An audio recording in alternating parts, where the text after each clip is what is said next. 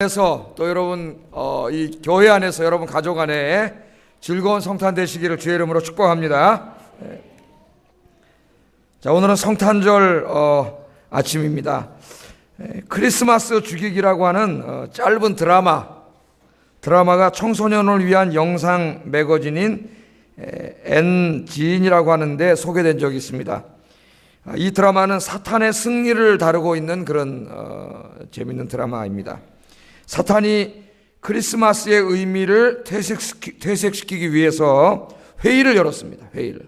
어떻게 이 크리스마스를 이 크리스마스인데 어떻게 이 사람들의 마음속에 예수님을 지워버릴 수 있을까? 그 의미를 어떻게 퇴색시켜버릴 수 있을까? 이렇게 회의를 열었어요. 그래가지고 회의에서 몇 가지를 결정했습니다. 결정을 했어요. 어떻게 결정했느냐? 첫째, 크리스마스 주인공을 예수님이 아닌 다른 인물로 바꾸어버리자. 성공했나요? 두 번째, 크리스마스 때 축제를 하거나 소란하고 화려한 문화를 만들어버리자. 두 번째 결정을 했어요. 세 번째, 그렇게 함으로 크리스마스의 의미를 완전히 퇴색시켜버리자. 머리가 참 좋은 것 같아요. 이 마귀들이 그렇게 해가지고 세 가지를 딱 결정을 했어요. 이 드라마의 내용처럼 어느 순간부터 크리스마스는 변질되기 시작했습니다. 거리에는 예수님의 탄생과 전혀 관계없는 캐롤이 등장하기 시작했습니다. 산타가 판을 치고 루돌프 사슴코만 반짝거리고 사람들은 예수님 없이 자기들끼리의 축제에 빠져 흥청거리게 되었습니다. 사탄들의 예상은 적중했고 크리스마스 죽이기 전략은 성공했습니다. 사탄은 크리스마스를 그대로 둔 채 사람들의 생각 속에서 예수 그리스도를 제외시키는데 완전히 성공했습니다. 그런데 불행한 것은 여기에 크리스천들까지도 가세하고 있다는 것입니다. 많은 크리스천 가정에서도 자녀들에게 산타가 주는 선물을 마련합니다. 아이들은 크리스마스 전날 밤에 양말을 걸어놓고 산타가 굴뚝을 타고 들어와 자신이 원하는 근사한 선물을 놓고 가리라고 기대합니다. 엄마 아빠는 졸지에 산타가 돼가지고 몰래 아이의 그 양말에다가 선물을 집어넣습니다. 아빠 엄마의 마음에도 아이의 마음속에도 성탄절날 예수님은 없습니다. 오직 산타와 선물과 예수님과 전혀 상관없는 캐롤만 있습니다. 징글벨 징글벨 예수님하고 무슨 상관이 있어요? I wish you a merry Christmas가 예수님하고 무슨 상관이 있어요? 이런 캐롤들이 판을 치게 됐어요. 여러분의 성탄절은 어떻습니까? 성탄절은 하나님의 아들이신 예수님이 저와 여러분을 죄로부터 구원하여 샬롬이 가득한 하나님의 나라에 천국에 살게 하기 위해서 이 땅에 찾아오신 거룩한 날이요 은혜로운 날입니다. 여러분의 성탄절이 오늘 이 시간부터 항상 예수님만이 주인공이 되고 하나님의 아들이신 예수님께서 왜 이 땅에 오셨는가를 깊이 생각하는 그런 성탄절이 되기를 주의 이름으로 축복합니다. 오늘 제가 이 마태복음 읽은 말씀, 이 말씀을 자세히 주의하는 데 목적이 있지 않습니다. 오늘은 이 말씀을 중심으로 해서 공관복음서 전체를 통하여 왜 하나님이신 그분이 인간의 몸을 입고 이 낮고 천한 이곳으로 찾아오셔야만 했는가, 거기에 대해서 몇 가지를 생각해 보려고 합니다. 자, 첫째, 오늘 읽은 본문 바로 위에 보면 마태복음 1장 20절 21절 말씀이 있습니다. 같이 한번 읽어보겠습니다. 시작.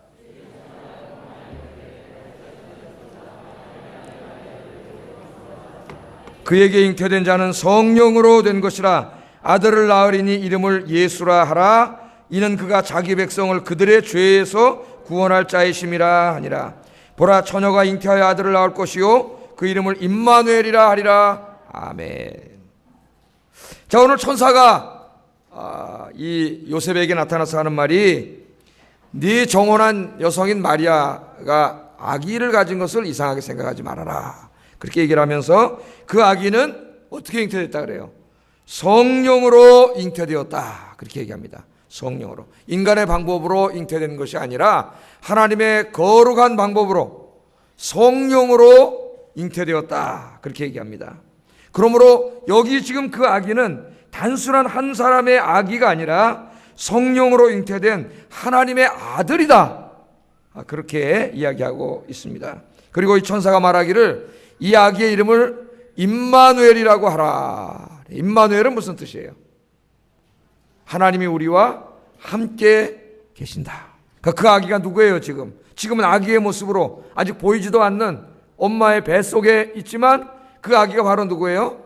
우리와 함께 하시기 위해서 이 땅에 찾아오신 하나님의 아들이에요. 하나님의 아들.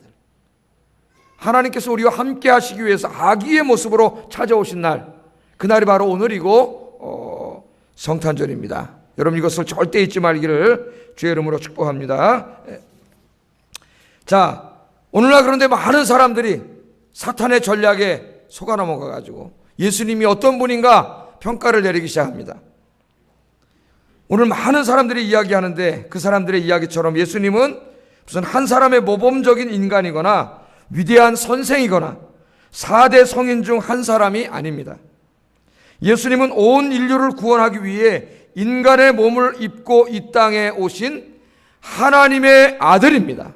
절대로 잊으면 안 돼요. 근데 마귀가 오늘날 자유주의 신학자들의 머릿속에 들어가가지고 또 사람들의 머릿속에 들어가가지고 예수님이 우리의 구원자이시며 하나님의 아들이라고 하는 것을 부인합니다.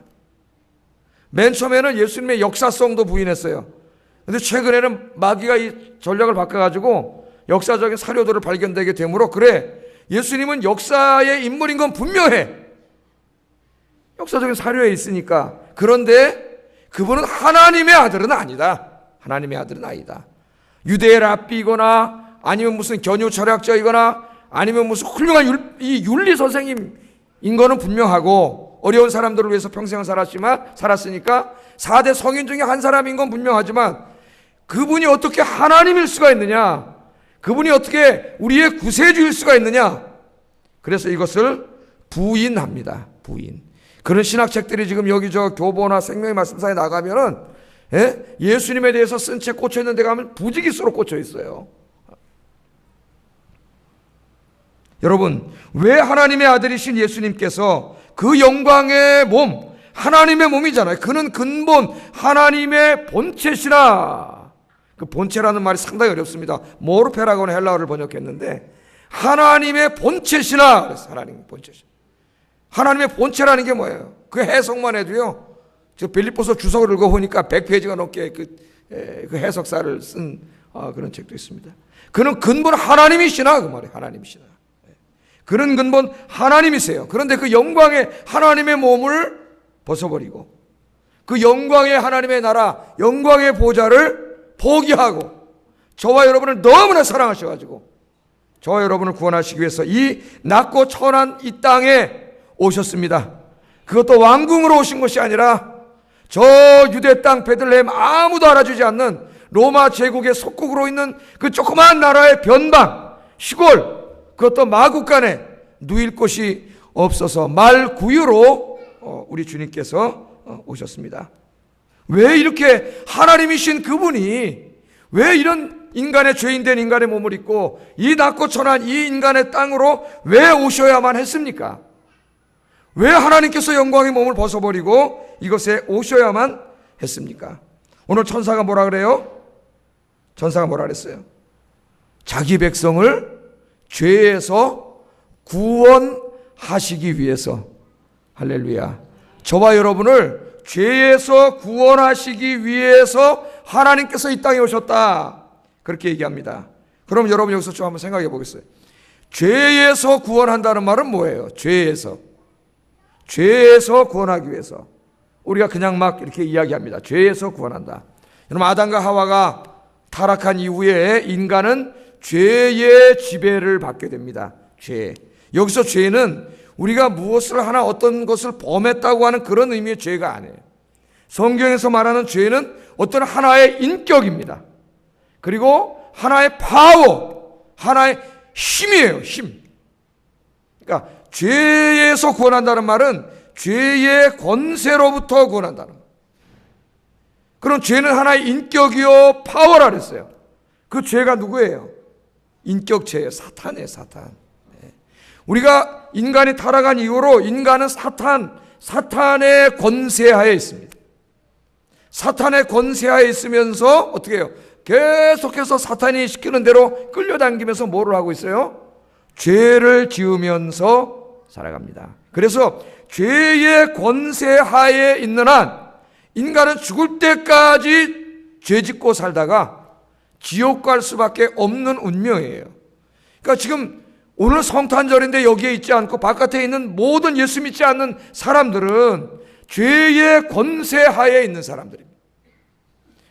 그 악한 마귀 사탄의 지배하에 있으면서 마귀가 끌고 다니는 대로 끌려다니면서 종로로 타면서 온갖 죄를 짓고 살고 있는 불쌍한 사람들, 그리고 결국엔 죽어서 지옥 갈 사람들이라는 것을 우리가 절대로 잊으면 안 됩니다.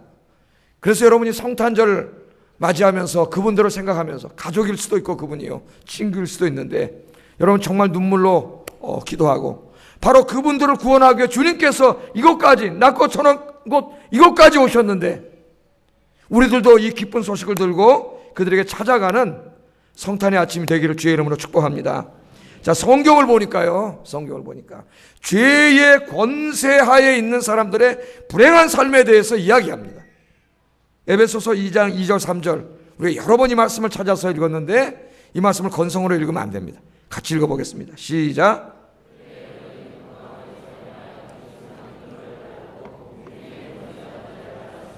곧 지금 불순종의 아들들 가운데서 역사하는 영이라. 전에는 우리도 다 그 가운데서 우리 육체의 욕심을 따라 지내며 육체와 마음에 원하는 것을 하여 다른 이들과 같이 본질상 진노의 자녀였더니. 우리가 예수 믿기 전에, 우리가 예수님을 알기 전에 우리의 모습을 이야기하니까 지금 예수 믿지 않는 바깥에 있는 사람들의 모습을 이야기합니다. 어떻게 했다고요? 이 세상 풍조를 따르고 공중의 권세 잡은 자를 따랐다 그랬어요. 공중의 권세 잡은 자가 누구예요? 마귀 사탄이에요. 이 세상 사람들은 자기가 공부도 많이 하고 머리도 좋아가지고 자기 이성적인 판단에 의해서 살아간다고 착각하면서 살아가요. 그래서 28세기에 계몽주의가 대두되면서 칸트가 뭐라 그랬냐면, 칸트란 철학자가 어떻게 그 이성을 가진 인간이 아직도 우리의 인생을 무슨 저 초월자에게 의지하고 초월자에게 의존하고 살아가느냐, 그건 반계몽된 인간이고 진짜 계몽된 인간은 자기 이성의 판단에 따라서 살아가야 된다 그랬어요. 그래서 계몽주의 시대를 활짝 열어버렸습니다. 그런데 여러분, 인간이 정말 자기의 이성에 따라 합리적인 판단을 하고 그렇게 살아가는지 아십니까? 천만의 말씀이에요. 오늘 성경에 뭐라 그래요? 공중의 권세 잡은 자의 노예로 살아가고 있는 거예요. 노예로. 지금 불순종의 아들들 가운데서 역사하는 영이라 그랬어요. 영이라 그랬어요. 예수 믿기 전에는 우리도 다 그 가운데서 우리 육체의 욕심을 따라 지내며 육체와 마음에 원하는 것을 하여 다른 이들과 같이 다 어떻게 했다고요? 지금 본질상 진노의 자녀였어요. 우리도 그 사람들은 다 하나님의 진노하에 있는 사람들입니다. 근데 어떤 사람, 예수 믿는 사람이 그 사람들 잘 되는, 세상적으로 좀 돈 벌고 그러는 거 보고 부러워해요. 부러워. 예. 이번에도 무슨 어떤 운동선수가 7년간 계약을 맺었는데 7년 동안 1,300 뭐 어떻게 매덕을 벌었다 그래요. 1,300 매덕. 여러분, 그런 거 세상 사람들이 잘 되는 거 부러워하지 마세요. 예수 믿지 않는 사람은 지금 하나님의 진노하에 있고요. 예? 사탄의 이 지배하에서 끌려다니면서 그 사람이 그렇다는, 그 사람은 예수 믿는지 안 믿는지 몰라요. 하여튼 저주하에 살아가고 있다는 것입니다. 여러분, 베드로전서 4장 3절도 한번 보겠습니다. 시작. 향락과 무법한 우상 숭배를 하여 이방인의 뜻을 따라 행한 것이 지나간 때로 족하도다. 그러니까 우리 예수 믿기 전에 우리의 모습이죠. 어떻게 살았어요? 음란과.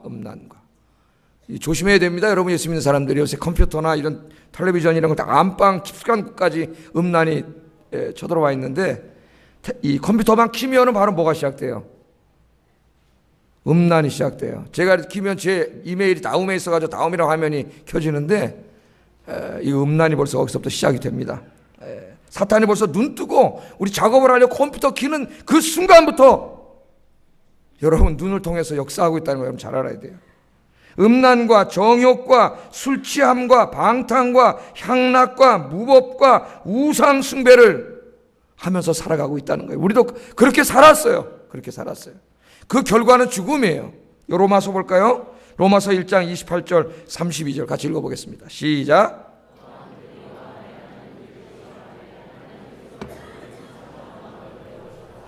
합당하지 못한 일을 하게 하셨으니 곧 모든 불의, 추악, 탐욕, 악의가 가득한 자요, 시기, 살인, 분쟁, 사기, 악독이 가득한 자요, 수근수근하는 자요, 비방하는 자요, 하나님께서 미워하는 자요, 능욕하는 자요, 교만한 자요, 자랑하는 자요, 악을 도모하는 자요, 부모를 거역하는 자요, 우매한 자요, 배약하는 자요, 무정한 자요, 무자비한 자라. 그들이 이 같은 일을 행하는 자는 사형에 해당한다고 하나님께서 정하심을 알고도 자기들만 행할 뿐 아니라 또한 그런 일을 행하는 자들을 옳다 하느니라. 아멘. 제가 몇 년 전에 로마서를 강의하면서 이 부분을 자세하게 강의했습니다. 이게 어떤 죄들인지. 여러분 여기에 해당되는 거 없습니까? 한번 보세요. 예수 믿으면서도 이런 죄를 짓는 자들은 어디에 해당된다고 하나님이 법에 써놨어요? 하나님의 헌법에? 사형! 아십니까 여러분? 사형 언도를 받았다고 생각해 보세요. 여기에 해당되는 죄를 짓는 사람들은 하나님의 법에, 우리 헌법에, 이 우주 만물의 헌법에 사형! 이렇게 정해놨어요. 하나님이 정해줬어요. 그래서 예수 믿기 전에 다 우리는 누구예요? 사형 언도를 받은 사람들이에요. 사형 언도. 그 사형이 집행되는 날이 주님 오시는 날이에요. 사형이 집행되면 어떻게 돼요? 그 영혼이 영원한 지옥불에 떨어져서 영원히 고통을 당하게 됩니다. 그러니까 저와 여러분이 예수 믿기 전에 바로 그런 상태에 있었어요. 그런데 우리 하나님께서 우리를 너무나 사랑하시기 때문에 우리를 이렇게 죄 가운데 죽게 하지 않으시려고 이 땅에 찾아오신 거예요. 찾아오신 거예요. 여러분, 죄의 삭은 사망이라 그랬습니다. 죄의 삭은 사망이에요. 아무 소망이 없어요. 사망은 육신의 죽음과 영의 죽음을 모두 포함합니다. 죄의 권세하에 있는 인간은 죄의 권세를 잡은 사탄에게 끌려다니며 죄 짓고 살다가 결국 지옥 형벌을 받게 된다. 하도 들어가지고 여러분 면역되셨습니까? 이거는 심각한 이야기입니다. 심각한 이야기.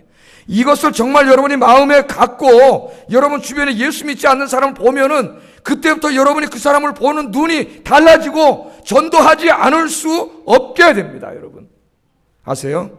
이 믿음이 확실하게 생기면 세상을 바라보는 여러분의 눈이 달라지게 되어 있어요. 안타까운 마음으로 그 사람들을 바라보게 되어 있습니다. 왜? 그게 보이니까요. 보이니까. 아직까지 믿지 않는 사람들을 보면서 그런 마음이 없으면 우리가 많이 기도해야 됩니다. 하나님 앞에. 왜냐하면 나조차도 아직 확신하지 못하고 있는 거예요. 바로 이 일을 위해서, 이 구원을 위해서 주님께서 하늘 영광을 버리시고 인간의 몸을 입고 이 땅에 오셨고, 그것도 가장 낮고 천한 말구유, 말 밥 먹는 그것으로 우리 주님께서 찾아오셨습니다. 이 땅에 33년 계시면서 마지막에 십자가에서 죽으시고 그 온갖 고통을 다 당하시고 나와 여러분이 당해야 될 그 십자가의 고통을 주님이 짊어지시고 돌아가셨다가 3일 만에 부활하심으로 이제 구원의 길을 활짝 열어놓으셨습니다. 할렐루야. 그래서 저와 여러분이 예수 믿고 구원받게 된 줄로 믿습니다. 이제 우리는 예수 믿고 구원받았어요. 죄에서 구원받았습니다. 여러분 믿습니까? 죄에서 구원받았어요. 원죄에서 구원받았고 그 원죄를 통하여 여러분을 죄로 지배하던 그 악한 사탄 마귀의 통치로부터 여러분이 이제 구원받았습니다. 여러분이 이제 마귀의 통치를 받는 사람이 아니라 하나님의 통치를 받는 하나님의 자녀가 되었습니다. 할렐루야. 그래서 여러분 하나님의 통치를 받는 사람은 하나님의 영이 임해요. 하나님의 영이 뭐예요? 성령입니다. 성령. 그래서 예수 믿고 내가 구원받았는지 어떻게 알지? 성령 체험을 알아요. 성령 체험. 여러분 성령을 체험하셨습니까? 여기만 체험하셨나요? 그럼 다 구원 못 받았어요, 여러분? 성령이 그 안에 와 계시지 않는 사람은 구원받지 못한 사람이에요. 내가 진심으로 예수 그리스도를 나의 구주로 영접하면 하나님의 영이시며 그리스도의 영이신 성령께서 여러분에게 찾아오셔요. 그래서 내가 구원받았는지 안 받았는지를 내 자신이 확신하게 하세요. 확신하게. 그런데 이 성령이 찾아오실 때요, 그냥 빈손으로 오시는 게 아니에요. 이 성령이 찾아오실 때에 여러분에게 큰 선물을 하나 가지고 있습니다. 그 선물이 뭐냐면은 새 생명. 할렐루야. 영생이라 그래요. 우리가 영생. 영원한 생명. 우리 인간은 영원하지 않죠? 죄진 인간은 100살도 못 살다가 죽습니다. 죽은 다음에 육신은 땅으로 가고 영혼은 저기 저 스월로 가 있다가 주님 재림하시는 날 지옥불로 떨어져 가지고 영원히 형벌 받게 그렇게 돼 있어요. 네, 인간이라는 게 그런 가운데 있는데 우리 주님께서 새 생명을 가져다 주세요. 그래서 여러분 예수 믿으면 여러분 안에는 이미 성령이 가져다 주신 새 생명, 영원한 생명이 여러분 안에 있어요. 여러분 그걸 느끼십니까? 어떻게 느끼세요? 요한복음 제가 강의할 때 이야기했죠. 성령의 사람은 마치 뭐와 같다 그랬어요? 바람이 부는 것과 같다 그랬잖아. 여러분 바람이 보여요, 안 보여요? 바람은 안 보여요. 그런데 여러분 바람이 불면 부는지 알아요, 몰라요? 알아요. 왜? 바람이 불면 뭐가 날려요? 머리카락이 날려요. 그래가지고 저 같은 머리는 스프레이로 한참 눌러놔야 이게 지금 요 모양 나옵니다. 그 다음에 뭐예요? 이 나무가 흔들리고 종이가 날아가고 바람은 보이지 않지만 바람이 불면 바람이 부는 흔적이 나타나요. 증상이 나타나요. 성령도 마찬가지. 성령은 보이지 않아요. 하나님의 영이기 때문에. 그러나 성령이 임하고 성령이 여러분 안에 들어오면 여러분 안에 여러분이 느낄 수 있을 정도의 엄청난 변화가 일어납니다. 그건 자기가 느껴요. 그런데 그 변화 중에 가장 분명한 변화가 뭐라 그랬어요? 좀 이따 제가 이제 설명하겠죠. 샬롬이 임해요.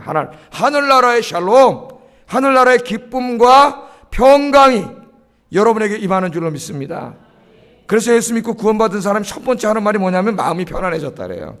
새신자들을 면담하다 보면 마음이 편안해요. 이상해요. 그런 분이 있어요. 이상한 게 아니에요. 누가 찾아오신 거예요?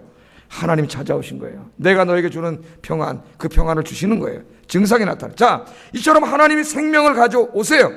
그 생명이 들어간 사람들은 그 다음부터 인생이 바뀝니다, 여러분. 이제 더 이상 불행한 인생이 아니라 행복한 인생으로 바뀌어요. 그래서 이 요한복음 10장에 보면 예수님이 이렇게 말씀을 하십니다. 10장 10절 읽어보겠습니다. 시작. 내가 온 것은 양으로 생명을 얻게 하고 더 풍성하게 얻게 하려는 것이라. 아멘. 마태복음 1장에 보면은 마태는 뭘 전하고 있습니까? 예수님의 오심의 의미를 구원이라고 하는, 죄로부터 구원이라고 하는 이 주제를 강조해서 설교했어요, 마태는. 그런데 오늘 요한은 그것보다 조금 더 다음 단계로 설명하고 있습니다. 우리가 죄로부터 구원받으면 성령이 찾아오시고 우리에게 새 생명을 주시는데 그 새 생명이 들어온 사람들에게 어떤 인생의 변화가 일어나는가, 이 부분을 강조하고 있어요. 그래서 예수님이 뭐라 그래요? 내가 이 땅에 왜 왔느냐? 왜 왔느냐? 왜 왔다 그래요? 도둑놈은 왜 와요? 도둑질하고 죽이고 멸망시키려고. 이게 사탄이에요, 사탄. 그런데 예수님이 왜 왔어요? 양으로 생명을 얻게 하고 더 풍성히 얻게 하려 함이니라. 아멘. 여러분, 예수 믿기 전에 우리 안에는요, 이 병든 생명이 있어요. 병든 생명. 이 병든 생명이 우리 안에 있기 때문에 우리 인생이 병들게 되는 거예요. 여러분의 마음이 병들고. 병든 생명이 있으니까 이 안에서 슬픔이 있고, 두려움이 있고, 불안이 있고, 미움이 있고, 갈등이 있고, 다툼이 있고, 이런 공포가 있고, 이게 전부 다 왜 생기는 거예요? 이 생명이 병들었기 때문에. 그런데 성령님이 여러분이 뭘 갖다 주세요? 새 생명을 갖다 주세요. 생명력이 풍성한 건강한 하늘의 생명, 새 생명을 갖다 주면은요, 여러분 인생이 바뀌어요. 이 새 생명이 우리 안에 들어오기 때문에 우리 인생을 변화시킵니다. 슬픔이 사라지고 기쁨이 넘치게 하고, 할렐루야. 여러분, 불안과 걱정과 염려가 사라지고 기쁨과 평강이 넘치게 하고, 미움과 다툼이 사라지고 사랑과 용서하는 마음이 여러분 마음속에 생기는 줄로 믿습니다. 그래서 이 새 생명이 들어오면은 그 사람이 바뀌어요. 세상은 안 바뀌었어요. 환경은 안 바뀌어도 그 사람이 바뀌기 때문에 세상을 바라보는 시각이 바뀌어요. 할렐루야. 그래서 여러분 행복해지는 거예요. 지금은 은퇴를 하신 한 목사님인데, 뭐 이런저런 연루돼서 이름은 말씀 안 드리겠습니다. 그 목사님 간증이신데요, 한참 활동하실 때 그때 이야기입니다. 독일 함부르크에서 집회를 자기가 인도했대요. 집회를 인도하는 중에 한 중년 부인이 신앙 상담을 하러 찾아왔습니다. 신앙 상담을. 부인이 이야기를 하는 거예요. 고아로 태어나가지고 고아로 자랐다 그럽니다. 늘 부정적인 환경에서 슬픔을 되씹으며 그렇게 자랐다 그럽니다. 근데 어떤 일로 해서 독일로 귀환하게 되었고 거기서 살다가 일본인 의사를 만나서 결혼을 하게 됐답니다. 남편을 잘 만났어. 일본 남자인데 이 여인을 끔찍히 사랑해 줬답니다. 자기를. 지금도 사랑하고 있고 자녀도 3남매를 낳아서 부러울 것이 없습니다. 수입도 많고 집도 좋고 남편은 자기만을 사랑해 주었고 자녀들은 건강하게 잘 자라주었습니다. 그녀는 한 사람이 행복할 수 있는 모든 조건을 다 갖고 있습니다. 얘기를 들어보니까. 여러분 행복하겠죠 그러면. 네. 그런데 어느 날부터 이 여인의 마음에 무서운 공포심이 자리 잡기 시작합니다. 그것이 어떤 것이냐면은 나는 지금 너무 행복한데 하나님께서 어느 순간에 이 행복을 다 뺏어갈지도 모른다. 그런 마음이 어느 날 갑자기 들더라는 거예요. 이 여인이 이렇게 생각을 했답니다. 내가 하나님을 잘 믿으면 하나님께서 나를 연단시키기 위해서 남편을 데리고 가시든지 자녀를 데리고 가시든지 아니면 생활이 어렵게 만들든지 하실 것이다. 그러니까 하나님에 대해서 잘못 알고 있는 거예요. 그래서 여러분 좀 성경 공부를 많이 하셔야 돼요. 그녀는 이러한 불안과 공포심 때문에 안절부절했습니다. 남편이 정신과 의사였지만 아무리 상담을 하고 분석을 해도 치유되지 않았습니다. 그러는 중에 부흥회가 열렸고 이 목사님께 상담을 하러 온 거예요. 이 여인이. 그 여인이 목사님에게 말합니다. 목사님, 이제 불원간 먹장구름 같은 불행이 닥쳐올 텐데 어떻게 하죠? 나는 고아로 태어나서 늘 고생만 하며 자라왔는데 두렵습니다. 목사님, 저는 어떻게 해야 됩니까? 여러분 혹시 그런 불안 가운데 있는 분 있습니까? 지금은 다른 교회로 가셨지만 우리 교회도 그런 분이 있어서 제가 상담을 한 적이 있어요. 너무 행복한데 늘 불안해서 막 불안증에 시달린다는 거예요. 남편이 출근할 때마다 저 사람 나가다 교통사고로 죽으면 어떡하나, 그런 생각이 막 든다는 거예요. 불안증이 몰려가지고. 여러분 불안은 누가 갖다 주는 거예요? 마귀 갖다 주는 거예요. 그러니까 여러분 마음이 불안해지면 여러분 기도 안 하고 있는 거예요. 틀림없어요. 걱정과 염려가 생기고 남이 미워지고 그러면 틀림없이 여러분 기도하지 않고 있어요. 마귀가 역사하고 있는 거예요. 목사님이 대답을 했습니다. 집사님은 하나님에 대해 대단한 오류를 하나 범하고 있습니다. 하나님은 좋으신 하나님입니다. 할렐루야. 아멘 하셔야죠. 하나님은 좋으신 하나님이에요. 마귀가 오는 것은 오늘 뭐라 그랬어요? 도적질하고 우리를 죽이려고 오는 것이지만 하나님의 아들 예수께서 오신 것은 우리에게 생명을 주시고 더욱 풍성한 생명을 주시기 위해서 오셨습니다. 그러니까 안심하세요. 저는 그 집사님에게 다른 교회 가셨지만 시편 121편을 또 읽어드렸어요. 이스라엘을 지키시는 자는 졸지 아니하시고 주무시지 아니하시리로다. 아멘. 여러분 오늘 예수님이 왜 이 땅에 오셨어요? 저희를 죄로부터 구원해가지고 그냥 내버려 두려고 오신 게 아니라 죄로부터 구원해서 성령을 보내주시고 우리 안에 새 생명을 주심으로 우리가 이 땅에 살아가는 동안 영육과 안에 풍성한 축복을 주시려고 여러분 이 땅에 오신 줄로 믿습니다. 그러니까 오늘 오신 여러분은 행복하셔야만 해요. 여러분이 정말 예수를 잘 믿으면 여러분 행복할 수밖에 없어요.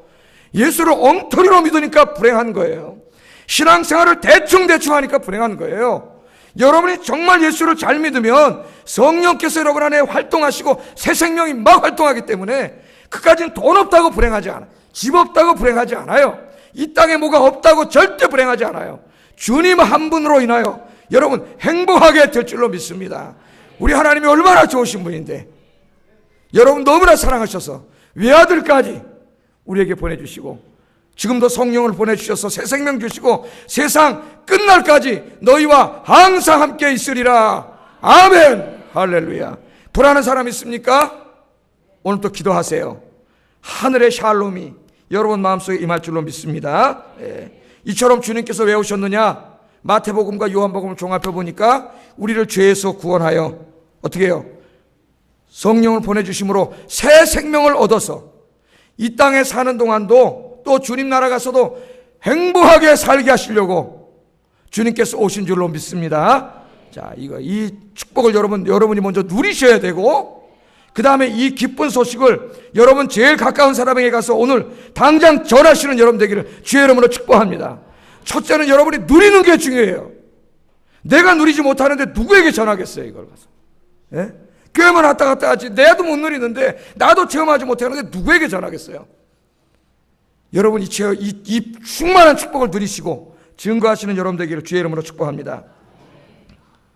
한 가지 더 말씀드리겠습니다. 예수님께서 왜 오셨느냐? 이번엔 누가복음을 가지고 좀 제가 말씀을 드리겠어요.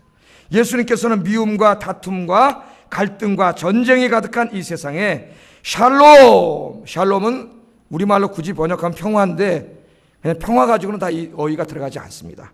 샬롬이 가득한 하나님 나라를 이루기 위해서 오셨습니다. 샬롬은 미움과 다툼과 갈등과 싸움과 부족함이 없는 온전한 상태예요. 온전한 상태. 그래서 이 샬롬은 이 땅에 아직 이루어지지 않았어요. 천국 하늘에서만 완전히 이루어졌어요.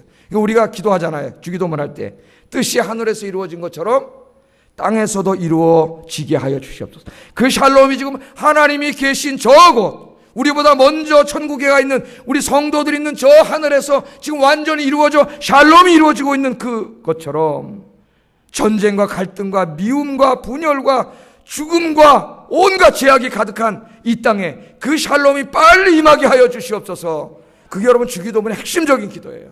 핵심적인 기도.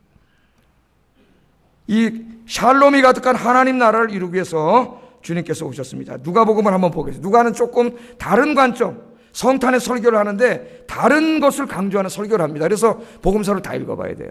누가복음 2장 10절 11절 읽어봅니다. 시작.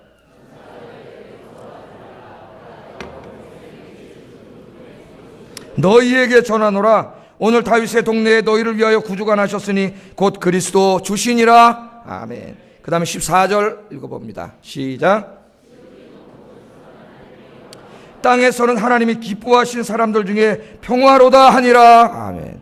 천사가 오셔서 뭐라 그래? 주님이 오심을 이야기하면서 하늘에서는 하나님께 영광, 땅에서는 뭐예요? 사람들 가운데, 잘 들으세요 이 말씀을, 사람들 가운데 샬롬을 주시려고 오셨다는 거예요. 사람들 가운데 평화를 주시려고 오셨다는 거예요. 이 땅의 평화는 전쟁이 없는 것을 평화라고 하는데 성경에서 말하는 샬롬은 그것을 넘어선다 했죠. 환경에 구애받지 않아요. 우리 예수님 요한복음 14장에 또 얘기했죠. 내가 너에게 평안을 주노라. 내가 너에게 주는 평안은 세상의 평안과 다르다 그랬어요.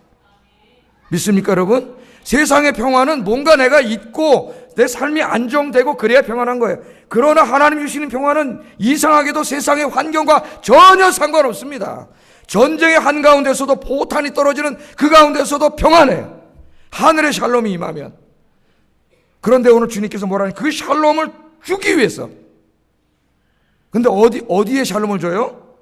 사람들 가운데. 그러니까 이건 뭘 말하고 있는 거예요? 사람들 가운데 오늘날 샬롬이 없어요. 샬롬. 여러분 오늘 아까 우리 장로님께서 기도를 해주셨는데 요즘 우리나라를 한번 생각해 보십시오. 제가 요새 우리나라를 이렇게 생각하면은 불안해집니다. 불안해져요. 야, 이러다 이 나라가 무너질 수도 있겠다. 그런 생각도 듭니다. 요즘 우리나라가 얼마나 시끄럽습니까? 새 정부 들어와 바람 잘 날이 없습니다. 이 조그만 나라 사람들이 좌우로 나뉘어서 상대를 향하여 극도의 미움과 증오, 갈등과 다툼을 일으키고 있습니다. 댓글 문제, 무슨 NLL 문제, 남북 문제, 최근에는 철도, 노조, 파업 문제 등으로 나라가 갈기갈기 찢기고 서로를 향하여 욕하고 저주하며 하루가 시작되고 하루가 지고 있습니다. 더욱 안타까운 것은요, 이런 갈등과 반목을 치유하고 민족 간의 화해와 평화를 이루고 샬롬을 이루는 일에 앞장서야 할 일부 몰지각한 종교인들이 오히려 앞장서서 갈등과 반목을 일으키고 편가르기를 하는 일에 앞장서고 있다는 사실입니다. 여러분 오늘 우리가 심각하게 들어야 돼요.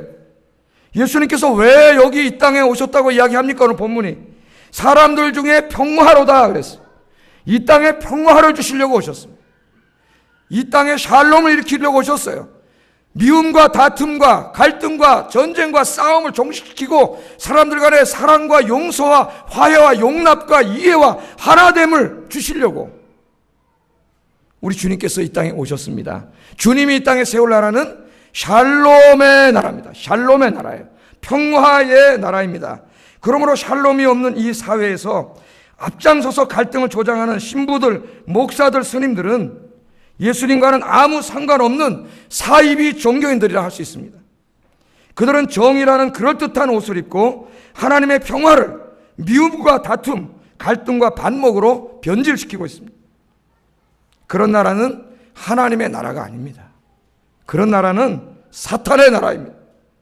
하나님께서는 죄 사함 받고 구원받은 사람, 그래서 그 안에 예수 생명이 풍성한 저와 여러분에게 이제 이 샬롬의 사명을 주셨어요. 우리 그리스도인들이 잘 들어야 됩니다. 여러분이 무슨 회사 가서 노조를 할 수도 있고 뭐 노조가 나쁘다는 게 아니야. 다 이런저런 일을 할 수 있는데 하나님께서 우리에게 주신 사명이 뭔가를 아는 가운데 일을 해야 돼요. 여러분, 로마서 14장 19절 읽어보겠습니다. 시작.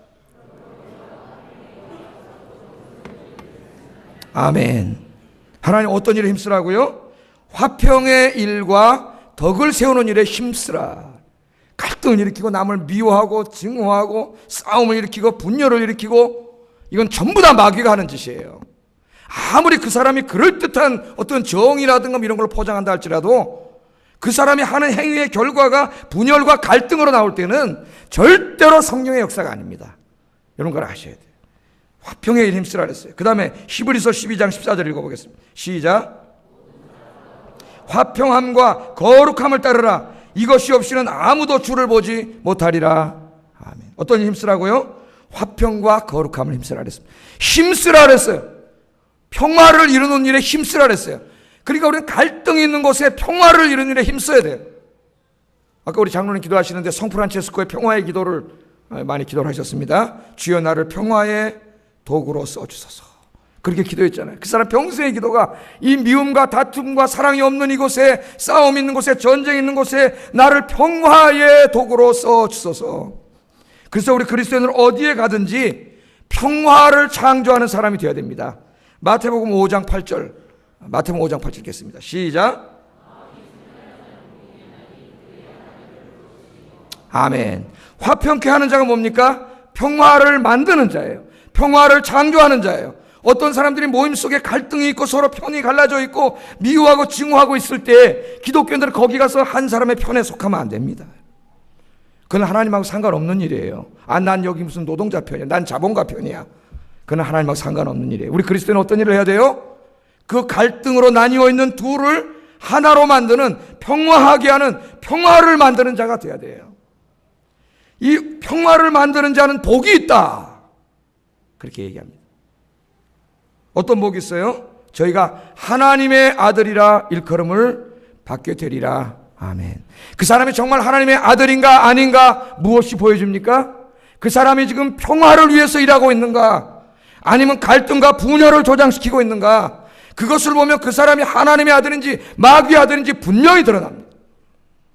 여러분, 성령이 우리 안에 오시면 아까 뭘 주신다고? 생명을 주세요. 하늘의 생명이 오면 샬롬이 넘쳐요. 그래서 여러분 안에 뭐가 이루어져요? 하나님의 샬롬이 이루어져요. 하나님의 평화가 이루어져요. 그런 의미에서 여러분 안에 하나님의 나라가 이미 임한 줄로 믿습니다. 하나님의 나라는 우리가 죽어서 먼 미래에 갈 저 미래의 나라이지만 성령 안에서 그 미래의 나라가, 미래의 나라의 샬롬이 성령 안에서 이미 여러분 안에 임한 줄로 믿습니다.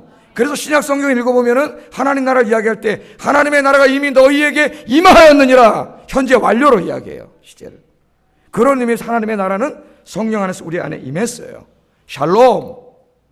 그럼 여러분 안에 평화가 이루어져요. 여러분 마음이 평화로워져요. 화평이 넘쳐요.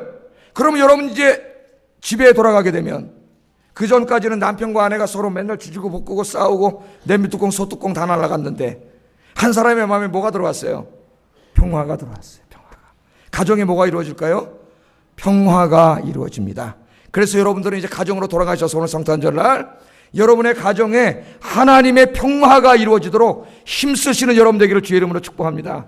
예수 믿는다 하면서도 여기 와서 예배드리고 집에 가서 또 싸우고 맨날 부부간에 지지고 볶고, 물론 이제 싸울 때도 있어요. 저도 가끔, 글쎄 뭐 최근엔 잘 안 싸우지만은 가끔 뭐 이렇게 1년에 한두 번 싸울 때도 있겠지만은 그때 가만히 싸우고 거울을 보면은 목사인 제 얼굴이 뭐가 되어 있을까요? 마귀 새끼가 딱 되어 있더라.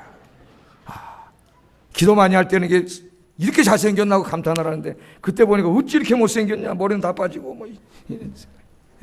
여러분 가정의 평화가 이루어져. 그래서 여러분이 예수 잘 믿으면 여러분의 가정이 행복해져요. 다른 거 위해서 노력하지 마세요. 예수 잘 믿으세요. 기도 열심히 하세요. 그럼 하나님의 샬롬이 여러분을 통해서 여러분 안에 있는 샬롬이 여러분 가정으로 임할 줄 믿습니다. 그 다음에 그 사람들이 교회에 와서 이렇게 예배를 드리면 샬롬이 가득한 사람들이 어디에 샬롬이 임하게 해요? 이 교회 안에 샬롬이 임하게 해요. 그래서 믿음 있는 사람들이 모인 교회는 어때요? 싸워요?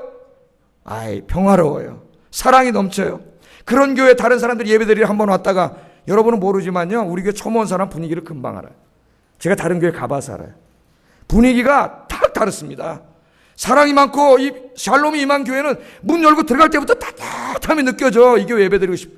근데 내가 싸움 난 교회 한번 가봤는데, LA의 그 동양성교회라고 제일 큰 교회, 그 LA에서 한인교회 중에서 오메 들어갔더니 막 뒤에 시커먼 양복 입은 놈들이, 난 놈들이라 이 놈들 만수집사도 있고 뭐 다이스케 장로도 있고 뒤에 싸움이 나가지고 뒤에서 막 들어가는데, 들어갈 때 내가 지금 조직폭력배 소굴에 돌아오는지 지금 무슨 예배 드리러 오는지 깜짝 놀랐어요. 예? 여러분들이 우리 아영교회를 평화롭게 샬롬의 나라가 임하는 교회로 만들기를 주의 이름으로 축복합니다. 그런 교인들이 이제 세상에 나가서 어디로 여러분의 직장과 이 사회와 이 나라와 민족에 샬롬이 임하게 돼요. 할렐루야. 어떤 사람들이 여러분 자꾸 직장에서 극단적으로 나가자 그러면 여러분 손 들고 나가서 그렇게 하면 안 됩니다, 여러분. 예? 여러분이 그렇게 이야기를 해야 돼요. 그렇게. 그래서 다툼과 분열이 있는 것을 여러분이 샬롬의 나라, 하나님의 나라로 바꾸는 일에 힘쓰라고 이야기했어요.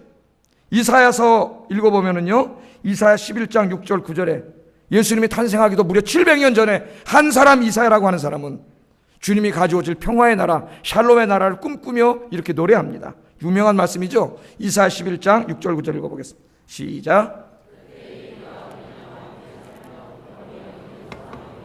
송아지와 어린 사자와 살찐 짐승이 함께 있어 어린아이에게 끌리며 암소와 곰이 함께 먹으며 그것들의 새끼가 함께 엎드리며 사자가 소처럼 풀을 먹을 것이며 젖먹는 아이가 독사의 구멍에서 장난하며 젖된 어린아이가 독사의 굴에 손을 놓을 것이라.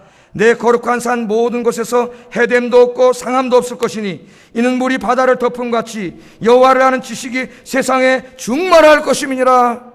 아멘. 읽으면 눈물이 납니다. 눈물이 나. 상징적인 언어로 그렸지만 이 땅에 가장 갈등 관계에 있는 모든 것들이 서로 어떻게 돼요? 이리와 어린 양이 함께 살고 표범과 어린 염소가 함께 누워있고 송아지와 어린 사자가 살찐 짐승이 함께 있습니다. 원래는 잡아먹고 싸우고 해야 되는데 이 하나님의 나라에는 누구도 누구를 해하지 않아요. 거기에는 오직 하나님의 샬롬이 있습니다. 이사야가 이 기도를 하고 이 꿈을 꾼 것이 전쟁의 한가운데였다는 사실이 우리를 놀랍게 합니다. 정말 하나님의 나라가 임한 사람은 전쟁 한가운데서도 이 평화를 꿈꾸며 이 평화를 느낄 수 있는 그런 사람입니다. 여러분이 그런 분들이 되기를 주의 이름으로 축복합니다. 사도 바울은 자기의 신학을 총 정리하면서 갈라디아 3장 28절에 이렇게 이야기합니다. 같이 읽어보겠습니다. 시작. 종이나 자유이나 남자나 여자나 다 그리스도 예수 안에서 하나이니라. 아멘. 요즘 바울 신학의 대가인 제가 늘 소개하는 톰 니콜라스 라이트가 이 바울 신학의 책을 1700페이지를 두 권으로 썼습니다. 한참 읽다가 제가 바빠서 못 읽고 있는데 그 신학의 핵심을 바로 갈라디아 3장 28절에서 찾았어요. 왜 주님께서 이 땅에 오셨느냐? 온 민족들이 갈갈의 언어로 민족으로 나뉘어서 찢기고 싸우고 다투고 전쟁하고 우상을 숭배하면서 하나님을 대적하는 이 민족을 그리스도 안에서 하나님을 섬기는 한 민족으로 다 만들어.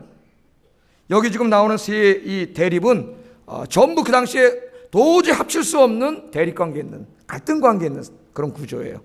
이 사람들이 그리스도 안에서 어떻게 돼요? 서로 사랑하고 용납하고 이해하고 그러면서 어떻게 돼요? 용서하고 하나가 돼. 어디서? 주님 안에서, 교회 안에서. 그래서 먼저 교회가 하나 돼야 돼요. 교회는 서로 하나 되고 용서하고 용납하고 그 샬롬을 이름으로 이 세상에 존재하는 하나님의 나라의 모습을 보여줘야 됩니다. 할렐루야. 그런 어느 날 교회들이 싸우고 다투고 안타까워요. 우리 교단의 제일 큰 교회도 지금 주일마다 싸움이 일어나고 있습니다. 일반 언론에 막 실리고 있어요. 안타까운 일이에요. 교회는 이 땅에 존재하면서 하나님의 샬롬이 임한 곳으로 하나님 나라가 어떤 곳인가를 세상에 보여주어야 하는데, 그래서 수많은 영혼들이 하나님 나라로 들어오게 해야 되는데 교회가 그것을 방해하고 있는 것이 안타깝습니다. 여러분, 주님이 왜 죽으셨어요? 우리를 모두 하나 되게 하셔서 이 땅에 샬롬의 나라, 하나님의 나라를 이루시려고 주님이 이 땅에 오셨는데 이 사명을 잘 감당하는 저와 여러분 되기를 주의 이름으로 축복합니다. 오늘 동방 박사들이 이 주님이 오심을 알게 됐습니다. 이 부분은 제가 자세히 설교하지 않겠습니다. 많은 설교가 그동안 있었기 때문에 찾아왔어요. 별이 인도를 했습니다. 주님의 별이, 계시의 별이 인도했어요. 이미 고인이 되셨지만 한 문인이 그런 글을 쓴 것을 제가 읽은 적이 있습니다. 오늘날 성탄절만 되면 네온사인이 너무 화려하고 특별히 대도시 서울 문화에 너무 반짝반짝 빛나는 크리스마스가 되는 크리스마스 트리와 이 네온이 환해가지고 바로 2000년 전에 동방 박사들이 주님의 탄생을 알려주고 그들을 주님께로 인도했던 하나님의 계시의 별을 보지 못하고 있다. 한 문인으로서 정말 너무 멋있는 글을 그렇게 박완서 선생이라고 이제 돌아가셨지만은 그런 글을 쓴 게 있습니다. 너무 들떠가지고 우리를 주님께 인도할 그 계시의 별을 보지 못하고 말씀의 별을 보지 못하고 세상에 끌려다니는 그리스도인들이 많다는 거예요. 그런데 이 계시의 별이 동방 박사들을 인도해서 아기 예수께로 인도해 왔습니다. 그때 그들이 어떻게 했습니까? 오늘 읽었던 마태복음 2장 11절 같이 읽어봅니다. 시작. 아기께 경배하고 보배압을 열어 황금과 유향과 모략을 예물로 드리니라. 아멘. 아기 예수께 찾아왔습니다. 우리를 죄에서 구원하시고 우리에게 하늘의 생명을 주시고 이 땅에 샬롬의 하나님 나라를 만들어서 우리를 그곳에 살게 하시려고 오신 그 주님임을 알았기에 그 세 사람이 이 땅에 존재한 황금과 유향과 모략이 뭐냐, 그거보다는 가장 소중한 걸 가져왔다는 거예요. 그 핵심적인 메시지는 가장 소중한 거 가져와서 주님께 경배하면서 그것을 주님께 드렸습니다. 성탄절은 놀고 즐기는 날이 아닙니다. 마음 들떠서 세상으로 돌아다니는 날이 아닙니다.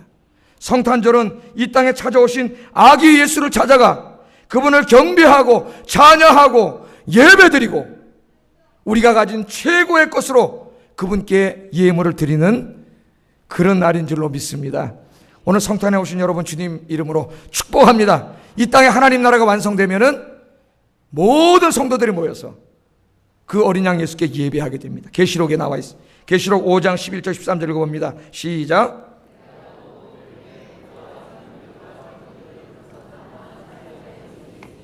그 수가 만만이요 천천이라 큰 음성으로 이르되 죽임을 당하신 어린 양은 능력과 부와 지혜와 힘과 존귀와 영광과 찬송을 받으시기에 합당하도다 하더라. 내가 또 들으니 하늘 위에와 땅 위에와 땅 아래와 바다 위에와 또 그 가운데 모든 피조물들이 이르되 보좌에 앉으신 이와 어린 양에게 찬송과 존귀와 영광과 권능을 세세토록 돌릴지어다.